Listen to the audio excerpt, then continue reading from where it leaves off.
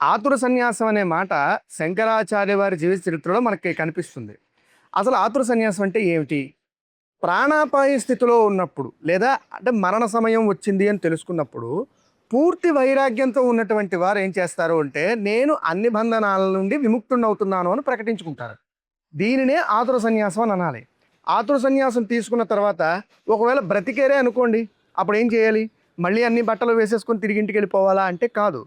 క్రమతః సన్యాసాన్ని తీసుకోవాలి. అంటే ఒక గురువు గారి దగ్గరికి వెళ్ళి ఏ విధంగా సన్యాసం స్వీకరించాలో పద్ధతి ప్రకారం తీసుకోవాలి. ఇప్పుడు శంకరాచార్యుల వారు కూడా అదే పని చేస్తారు. మొసలి బారిన పడినటువంటి శంకరాచార్యుల వారు తల్లి ద్వారా అనుమతి పొంది ఆతుర సన్యాసాన్ని స్వీకరించారు. అక్కడ వరకు బాగానే ఉంది. కానీ తర్వాత ఆ మొసలు విడిచిపెట్టేసింది కదా. ఇప్పుడు ఒడ్డుకొచ్చినటువంటి శంకర్లు తల్లి అనుమతి తీసుకొని బయలుదేరిపోతున్నారు. అమ్మ, నేను అన్నిటి నుండి విముక్తుడైపోయాను. ఇప్పుడు నేను వెళ్ళి క్రమతః సన్యాసం తీసుకోవాలి అని బయలుదేరుతున్నారు.